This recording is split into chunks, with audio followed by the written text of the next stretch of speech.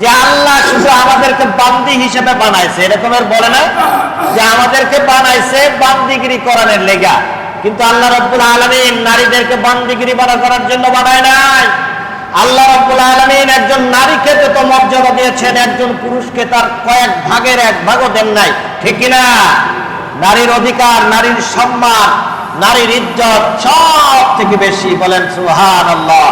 নারীর মর্যাদা সব থেকে বেশি। একজন নারীর জান্নাতে যাওয়াও খুব সহজ, একটা পুরুষের যেমন সহজ, তার থেকে সহজ হচ্ছে একজন নারীর জান্নাতে যাওয়া, বলেন সুবহানাল্লাহ। একজন নারীর মর্যাদা এত কল্পনা করা যায় না। হযরতে আবু বকর সিদ্দিক, হযরতে আবু হুরায়রা রাদিয়াল্লাহু তাআলা আনহু থেকে একটা হাদিস বর্ণিত হয়েছে। তিনি বলেন, হুজুর পাক সাল্লাল্লাহু আলাইহি ওয়াসাল্লামের কাছে একজন ব্যক্তি আসলেন, এসে বললেন, হে নবী, আমার সব ব্যবহার পাওয়ার জন্য সব থেকে উপযুক্ত কে? হুজুর পাক সাল্লাল্লাহু আলাইহি সাল্লাম বললেন, তোমার আম্মা জান। এরপরে আবার জিজ্ঞাসা করলেন, হুজুর এরপরে কে? তিনি বললেন, তোমার আম্মা জান। আবার বললেন, এরপরে কে? তিনি বললেন, তোমার আম্মা জান। চতুর্থবারে বললেন, এরপরে কে? এরপরে তোমার আব্বা জান। সুবহানাল্লাহ। চিন্তা করা যায় যে আম্মা জানের মর্যাদা কত, কারণ আম্মা জান একজন মেয়ে, আম্মা জানের দাম এত। হুজুর পাক সাল্লাল্লাহু আলাইহি ওয়াসাল্লাম বলেন যে তোমার মায়ের পায়ের নিচে তোমার জান্নাত, তোমার মায়ের পায়ের নিচে তোমার জান্নাত। কত বড় কথা! জান্নাত কি এত সহজ? এই দুনিয়া থেকে কয়েক হাজার টাকা যদি বিক্রি করা হয়, তাহলে জান্নাতের একটা পায়া, এই যে পায়া, এই পায়ার দাম হবে না, বলেন সুবহানাল্লাহ। সেই জান্নাত, সেটা একটা চেয়ার, আর পুরো জান্নাতের কথা বলা হয়েছে তোমার মায়ের পায়ের নিচে। এই জন্য যাদের মা আছে, এখনো যাদের মা আছে, মার সাথে ভালো ব্যবহার করবেন, সৎ ব্যবহার করবেন, আচার আচরণ এমন করবেন যেন আপনার মা আপনার জন্য সন্তুষ্ট হয়ে যায়। আপনার মাকে আপনি কিছু দিতে পারেন নাই, দুঃখ নাই, কিন্তু মায়ের কাছে থাকবেন, মায়ের সাথে কথা বলবেন, মা খুশি হয়ে যাবে। মা যদি আপনাকে দোয়া করে, আপনি জান্নাতে চলে যাবেন। সুবহানাল্লাহ। এই জন্য মায়ের খেদমত করা যাবে না ইনশাআল্লাহ। তো আজকে কথা বলতেছিলাম কি নিয়া? নারী নিয়া। কি নিয়া? নারী নিয়া। কারণ নারীদেরকে আল্লাহ রাব্বুল আলামিন অমর্যাদাশীল করেন নাই। আল্লাহ রাব্বুল আলামিন নারীর যে দাম দিয়েছেন, কাউকে এত দাম দেন নাই। নারীর যে মর্যাদা দিয়েছেন, কাউকে এত মর্যাদা দেয় নাই। তাই আজকে নারী সম্পর্কে আমার কিছু জানতে হবে। অনেক সময় নারীরা কমপ্লেন করে যে আল্লাহ আমাদেরকে ঠকায়ছে, বলে না? আচ্ছা, আল্লাহ কি নারীদেরকে ঠকাইছে না জিতাইছে? একজন নারী, সে স্বামীর থেকে সম্পদ পায়, পায় কি পায় না? পায় না? স্বামীর থেকে সম্পদ পায়। একজন নারী বাবার থেকে সম্পদ পায়। একজন নারী মার থেকে সম্পদ পায়, নারীর বাড়ির সম্পদ পায়। তাহলে কি নারীরে আল্লাহ কি জিতাইছে না ঠকাইছে? নারীরে জিতাইছে না নারীরে? একজন মহিলাকে আল্লাহ জিতাইছে, ঠকায় নাই। আপনি কাজ করবেন, কোথা থেকে করবেন, কি আনবেন, কোথা থেকে আনবেন, জানার দরকার নাই। আপনি আনবেন, পাক করবে, খাবে। আর আপনার সারাদিন গরুর মতো কষ্ট করতে হয়। আপনার কষ্ট যদি একদিন আপনার স্ত্রীর ঘাড়ে উঠাই দেন, আপনার স্ত্রী সহ্য করতে পারবে? পারবে না। দেখেন আপনার উপরে কত বড় বোঝা দেওয়া হয়েছে, কিন্তু একজন নারীকে এত বড় বোঝা দেওয়া হয় নাই। তাকে আল্লাহ রাব্বুল আলামিন সহজ করে দিয়েছেন। তুমি ঘরে থাকো, তোমার স্বামীর খেদমত করো, সন্তানদেরকে দেখাশোনা করো, তাহলে তুমি জান্নাতে চলে যাবে। বলেন সুবহানাল্লাহ। সুবহানাল্লাহ বলতে কষ্ট হয়? হ্যাঁ, সুবহানাল্লাহ। সুবহানাল্লাহর দাম কত? একবার শুধু আপনি সুবহানাল্লাহ বলবেন, আসমান এবং জমিন এর মধ্যে যত ফাঁকা জায়গা আছে, এই পরিমাণ ফাঁকা জায়গা যতটুকু আছে, এই পরিমাণ নেকি দ্বারা আল্লাহ পরিপূর্ণ করে দেন। এই জন্য সুবহানাল্লাহ অন্তর দিয়ে আন্তরিকতার সাথে বলতে হবে। নারীকে আল্লাহ রাব্বুল আলামিন জান্নাতে যাওয়া অতি সহজ করে দিয়েছেন, কারণ নারীর দাম বেশি। কিন্তু নারী সংসারে সব থেকে কষ্ট করে বেশি।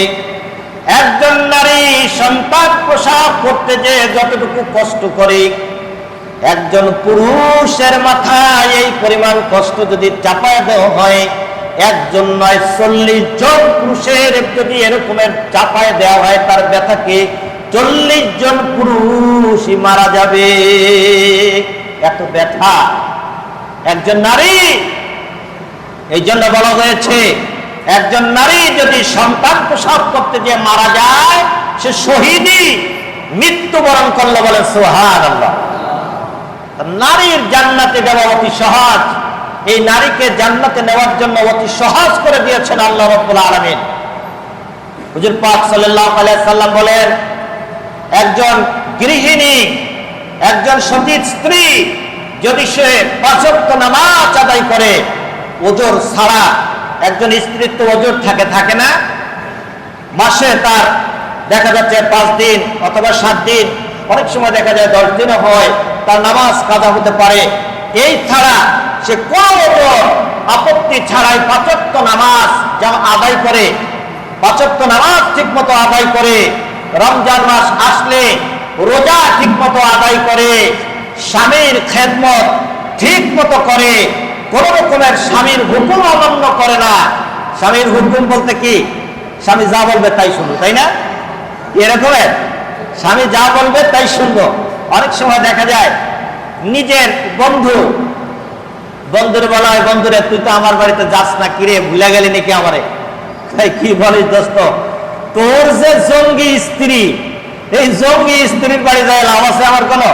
কেন খেয়েছে, আমার সামনে আসলো না, 2টা কথা বললো না, সামনে এসে একটু খাবার দিল না, এরকমের দোস্তের বাড়িতে আমার যাওয়া দরকার না। ঠিক আছে দোস্ত, তুই এবার যদি যাস তাহলে কি আমার স্ত্রী তো সামনে আসবে, তোরে খাওয়াইব।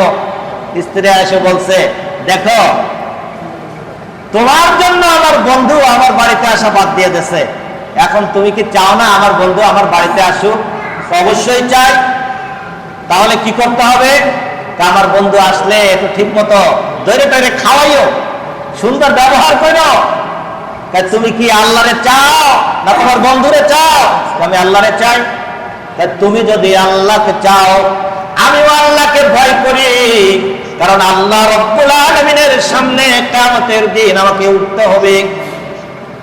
ওই দিন যখন বলা হবে স্বামীর সন্তুষ্টির জন্য নিজের ইজ্জতকে বিক্রি করে দিয়েছ, স্বামীর সন্তুষ্টির জন্য তোমার পর্দা নষ্ট করেছো, স্বামীর সন্তুষ্টির জন্য তুমি কি করেছো? আল্লাহ রাব্বুল আলামিনের থেকে নির্দেশ ছিল, নির্দেশ অমান্য করেছো। বলো সেই দিন আমার কি অবস্থা হয়ে যাবে? ঠিকই তো, আমি তো ভুলের পথে ছিলাম। তাই যদি হয়ে থাকে ওইটা বাদ দাও, ওরকমের বন্ধুর দরকার নাই।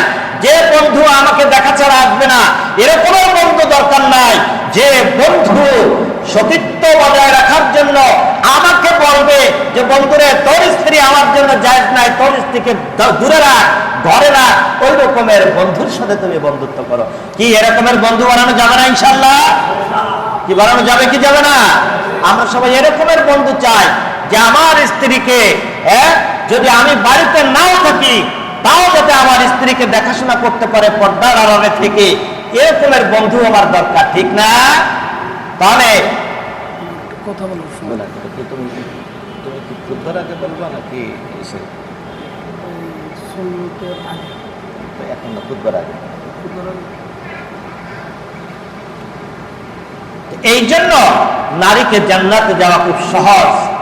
যদি নারী ঠিক মতো 5 ওয়াক্ত নামাজ আদায় করে, অর্থাৎ তার ওজর ব্যতীত, আর রমজান মাস আসলে সে রোজা রাখে, স্বামীর খেদমত করে, স্বামীর কথা মেনে চলে, যে কথা মানলে আল্লাহ এবং আল্লাহ রসুল খুশি হন, এরকমের কথা যদি সে বলে তাহলে সেটা সে মেনে চলে।